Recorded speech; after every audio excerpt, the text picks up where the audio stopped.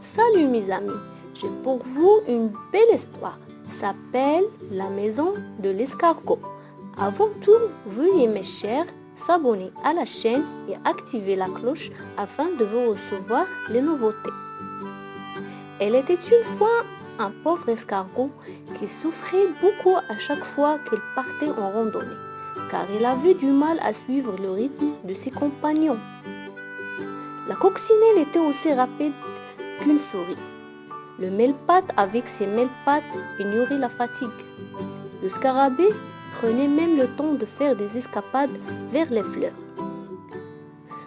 Le pauvre petit escargot, lui, peinait, soufflait, transpirait tout seul et loin derrière, abandonné par les autres qui n'avaient plus la patience de l'attendre.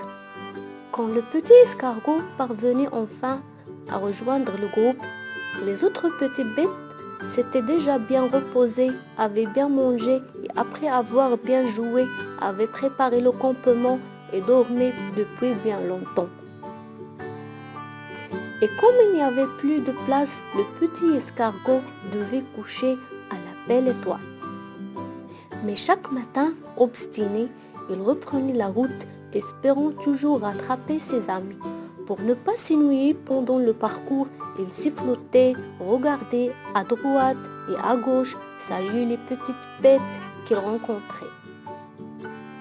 Un jour qu'il avançait le nez en l'air pour admirer le vol d'un beau papillon, le petit escargot buta sur une surface dure qui lui fait perdre l'équilibre. « Ça alors, mais qu'est-ce que c'est ?» se demanda-t-il, car il n'avait jamais vu une chose pareille. Ce qui est normal puisqu'il s'agissait d'un coquillage perdu par un enfant qu'il avait ramené du bord de mer.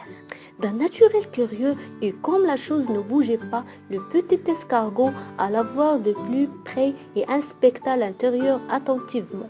En y pénétrant, il s'aperçut qu'elle était parfaitement à sa taille et de plus très légère à porter. « C'est super !» jubila alors le petit escargot. « Je vais m'en faire une maison !»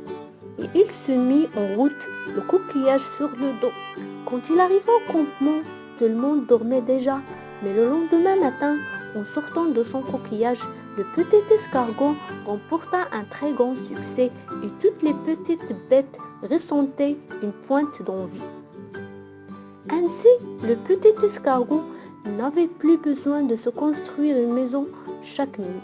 Il ne craignait plus ni le grand soleil, ni la pluie. Il pouvait faire une sieste quand il le voulait.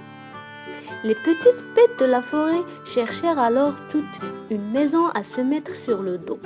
Mais en fin de compte, il n'y en eut que pour l'escargot. C'était notre conte pour aujourd'hui.